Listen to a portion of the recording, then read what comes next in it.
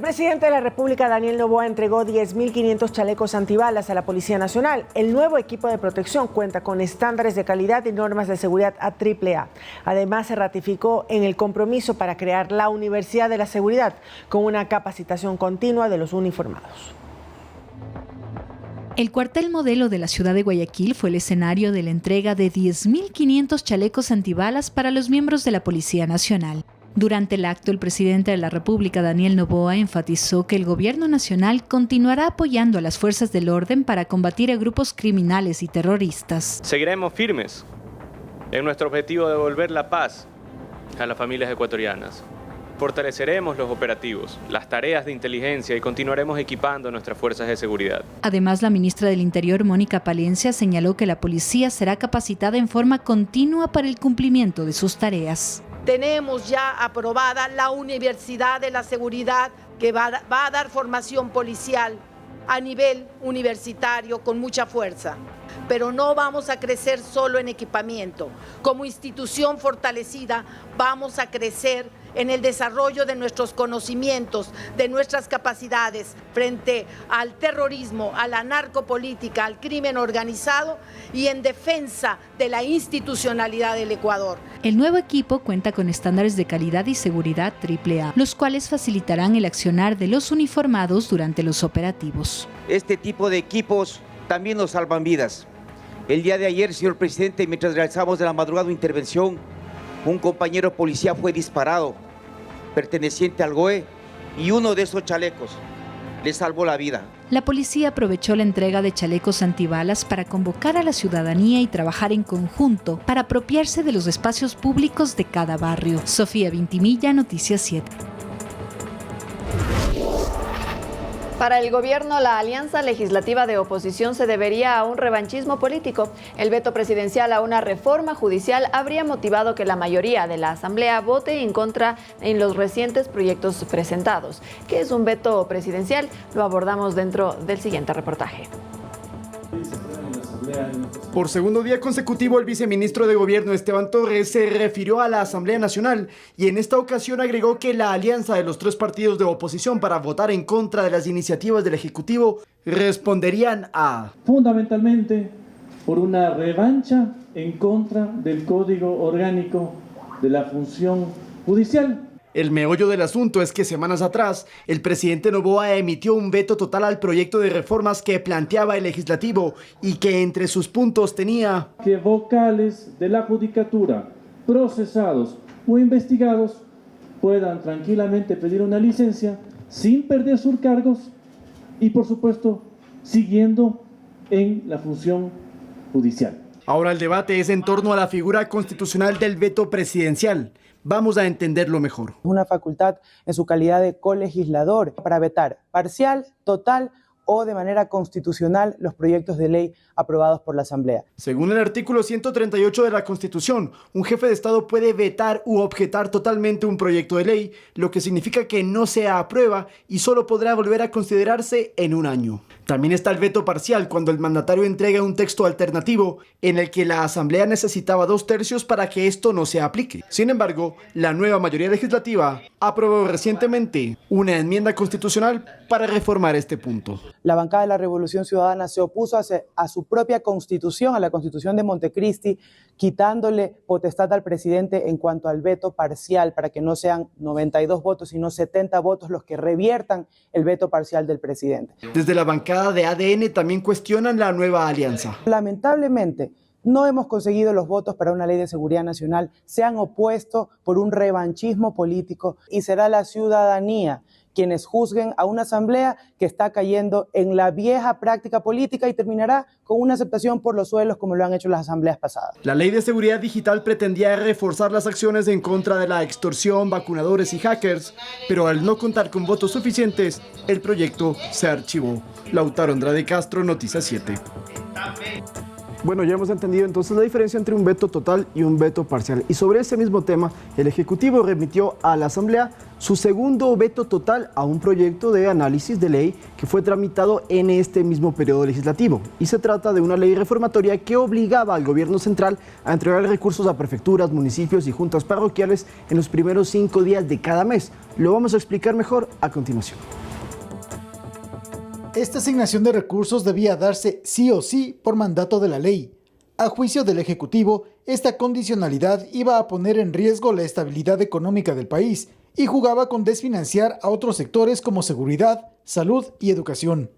En el veto total, el presidente Daniel Noboa consideró que la Asamblea no tomó en cuenta la realidad de los ingresos en la cuenta fiscal, situación que podría acarrear un desfinanciamiento en el presupuesto general del Estado. Entender que el Estado es uno, no es que son entidades separadas, ni los municipios, ni las prefecturas, ni el Estado central. Y la responsabilidad que tenemos todos con las necesidades del país no puede dejarle al Estado cercenado en ingresos para cumplir con expectativas que muchas veces los GATS no la hacen.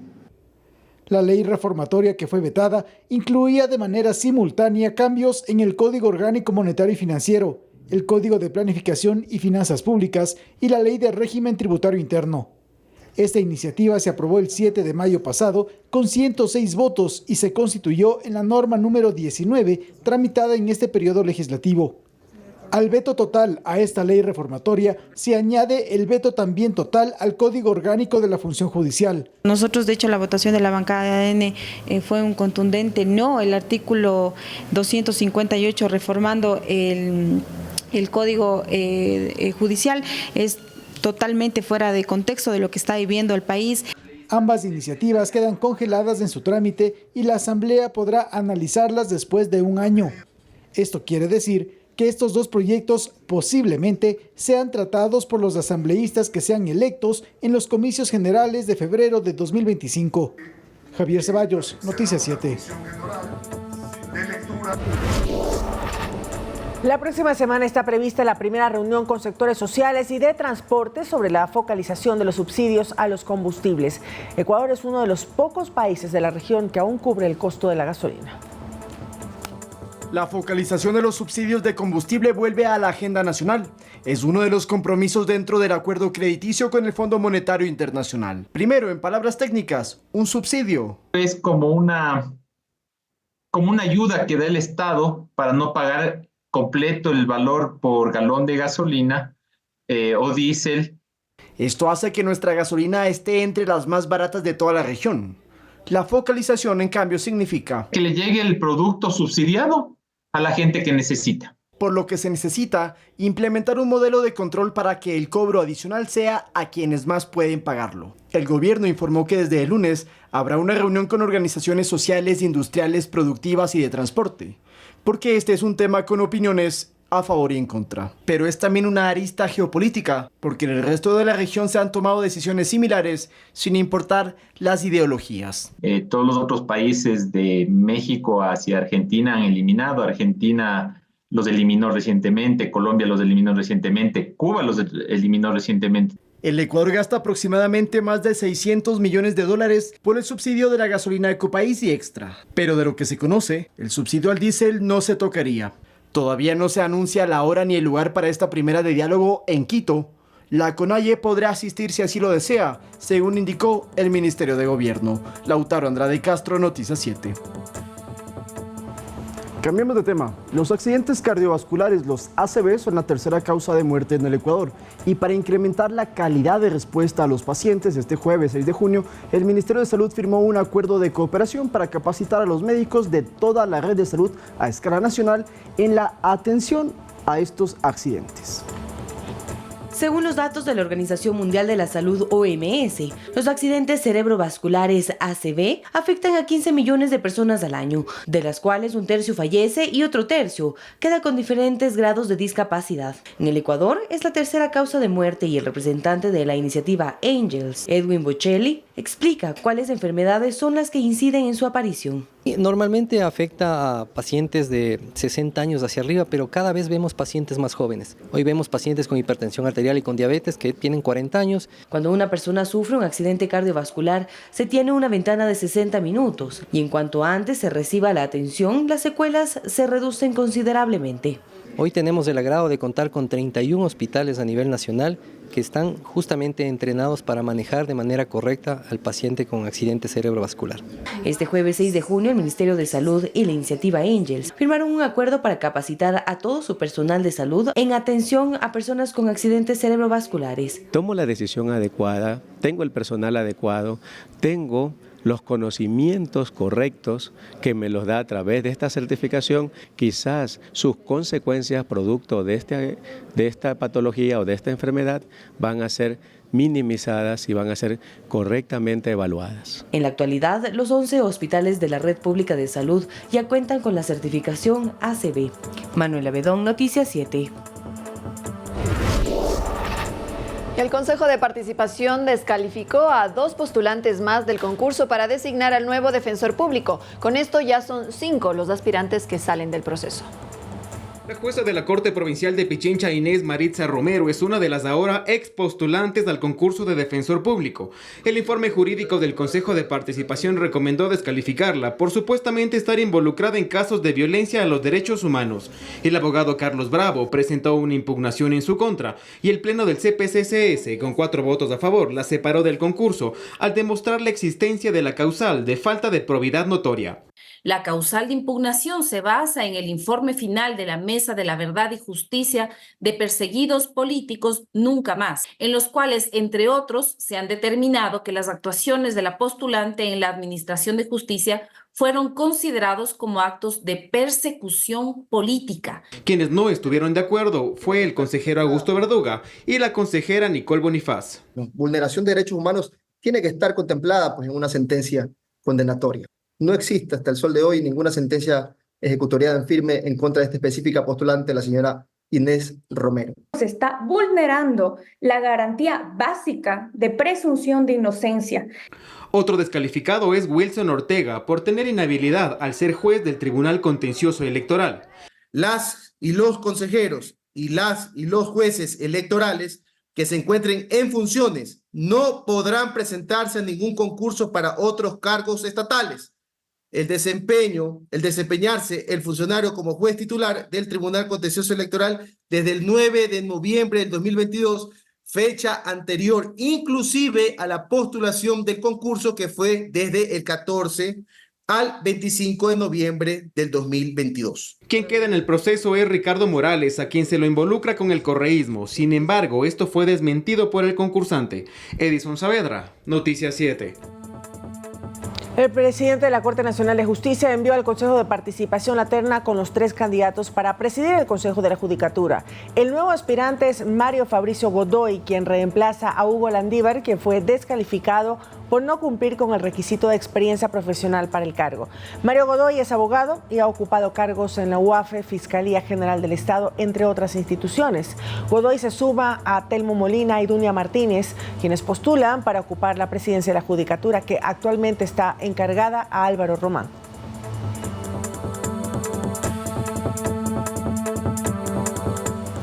El Ministerio de Educación informó que avanza con el pago de compensaciones jubilares programado para este año para casi 3,000 ex servidores de esa cartera de Estado. Una parte se canceló en mayo y el resto de pagos se realizará a lo largo del año conforme a un cronograma. Más detalles en la siguiente nota. 147 ex servidores del Ministerio de Educación, entre docentes, administrativos y trabajadores, recibieron en mayo pasado el pago por compensaciones jubilares, según informó esa cartera de Estado. El monto por este concepto asciende a $5 millones de los 140 de presupuesto prorrogado asignados por el Ministerio de Economía. Asimismo, la entidad informó en su página oficial que el resto de pagos se realizará a lo largo de este 2024, conforme un listado que emitirá el Ministerio del Trabajo, en el que se considerarán 3 factores: la edad, que tendrá el mayor peso con un 40%, la condición médica un 30% y la fecha de desvinculación otro 30%. En función de este cálculo, los expedientes se ordenarán de forma descendente, es decir, el pago empezará por quienes obtengan mayor puntaje. En total, casi 3,000 ex servidores del Ministerio de Educación están contemplados en el pago de compensaciones jubilares para este 2024. Miriam Zambrano, Noticias 7. Guerra contra el terrorismo. El bloque de seguridad ejecutó en Manta y Puerto Viejo, en la provincia de Manabí, 26 allanamientos en los cuales se aprendieron a 27 personas por la sospecha de un presunto cometimiento de los delitos de extorsión, pornografía infantil y tráfico de drogas. Más de 500 policías y 400 militares ejecutan operativos antidelictivos en zonas calientes de la provincia manabita.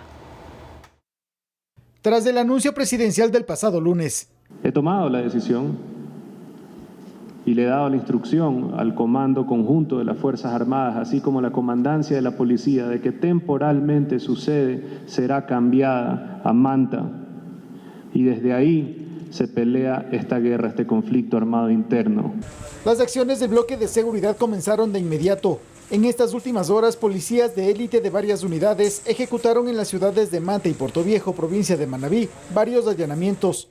El objetivo medular de estas operaciones es neutralizar el cometimiento de delitos por parte de organizaciones narcoterroristas como sicariato, secuestro, robo de vehículos, extorsión, tráfico de drogas, porte ilegal de armas, entre otros. Con la finalidad de poder identificar, ubicar al tema de las personas que están identificadas como grupos terroristas acá en esta provincia, específicamente en el distrito Manta, y de esa manera dar una respuesta activa y efectiva con la finalidad de brindar la seguridad y orden público acá en esta provincia. En estos operativos se allanaron 26 inmuebles y hubo 27 aprehendidos por el presunto cometimiento de los delitos de extorsión, pornografía infantil y tráfico de drogas. De los 27 aprehendidos, 15 tienen boleta de captura vigente y se decomisaron 3 armas de fuego, 15 celulares, 2 vehículos y 2 motos presumiblemente robadas y más de 3.000 gramos de droga. El tema del bloque de seguridad ha tenido una intervención activa, es por eso que ha existido un debilitamiento de los grupos terroristas, específicamente acá en esta provincia, y de esa manera se ha ocasionado el tema de que un grupo contrario al líder acá de los choneros específicamente existan este tipo de rivalidades que han gestionado el tema de las muertes violentas que se han suscitado acá en el Cantón Manta. Desde este miércoles a Manabí llegaron más de 500 policías para reforzar la seguridad y ejecutar operativos antidelictivos. A este contingente se suman más de 1.500 militares en toda la circunscripción de Manabí. De ese número, 400 complementan el trabajo de la policía en la realización de tareas de control antidelincuencial. Manabí, junto a Guayas, El Oro, Los Ríos, Santa Elena, Sucumbíos y Orellana están amparadas bajo el último estado de excepción, decretado por el gobierno el pasado 22 de mayo. A estas jurisdicciones se suma el cantón Ponce Enríquez en Azuay. Javier Ceballos, Noticias 7. Y la Oficina de Control de Activos Extranjeros del Departamento del Tesoro del Gobierno de los Estados Unidos sancionó al presunto cabecilla de la organización narcodelictiva Los Lobos. Estamos hablando de Wilmer Giovanni Chavarría Barre, alias Pipo, a quien se le han bloqueado todos sus bienes que se encontrarían en los Estados Unidos. En un comunicado, la embajada estadounidense en Ecuador expuso que el subsecretario del Tesoro para Terrorismo e Inteligencia Financiera, Brian Nelson, expresó lo siguiente, abro comillas: apoyamos firmemente al Ecuador en sus esfuerzos por combatir al narcotráfico y contrarrestar la amenaza de la violencia relacionada con las drogas. Y además les comentamos que ante esta decisión de Estados Unidos, el jefe de Estado ecuatoriano Daniel Noboa publicó en su cuenta de X que Estados Unidos, y destaca Noboa, que Estados Unidos respalda nuestra lucha contra el terrorismo. Por años los terroristas han estado acostumbrados a hacer lo que les venga en gana, dice el presidente. Hoy la historia es diferente, hoy tienen un gobierno que los enfrenta y que se sigue sumando aliados en esta lucha, ha mencionado el jefe de Estado. Por cierto, alias Pipo es prófugo de la justicia, incluso fingió su muerte en 2020.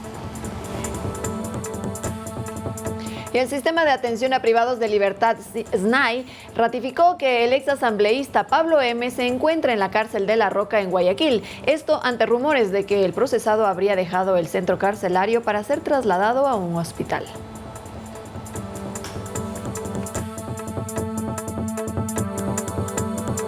Desde tempranas horas de este jueves 6 de junio, en redes sociales circularon rumores sobre una posible salida del ex asambleísta Pablo M. de la cárcel de La Roca en Guayaquil, donde guarda prisión preventiva por el caso Purga.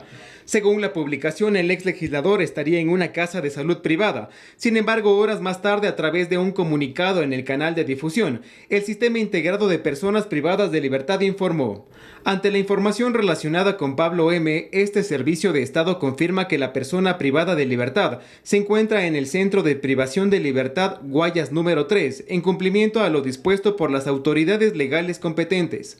Pablo M. está recluido en la cárcel de La Roca desde marzo del 2024, tras ser detenido en un mega operativo en el marco de una investigación por presunta delincuencia organizada, que lo señala como líder de una estructura.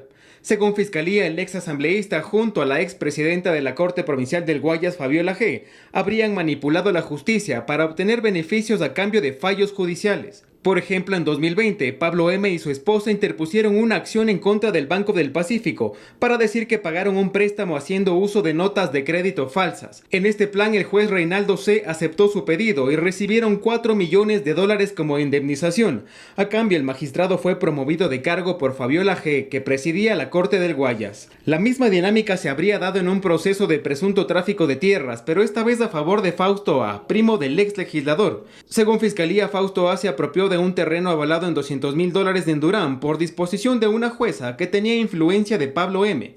Además, Fiscalía sostiene que la estructura logró que Hugo G., también procesado en el caso Purga, llegue a la presidencia de la Corte del Guayas para mantener su poder. Sin embargo, este último renunció. El pasado miércoles, el juez Javier de la Cadena dispuso 30 días adicionales como parte de la instrucción fiscal. Concluido este tiempo, se deberá dar una audiencia preparatoria de juicio, donde el magistrado decidirá quién pasa a juicio y quién es sobreseído. Edison Saavedra, Noticias 7. En Quito se habilitó una ruta denominada Sendero Seguro que conecta a la Basílica del Voto Nacional con el Ichimbía. La comunidad espera que estas intervenciones atraigan a turistas nacionales y también internacionales. Veamos.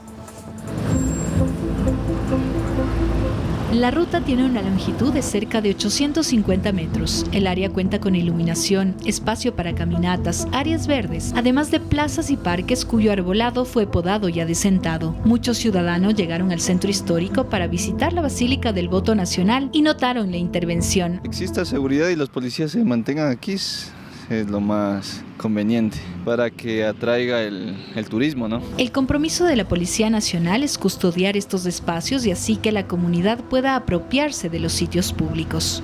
Está bonito, lo que está limpiecito y todo eso. Aquí es seguro. Aquí es seguro, sí es seguro. Deportistas y peatones también usaron el sitio, que incluye las calles como la Francisco Caldas, José Antepara y el sector de San Blas.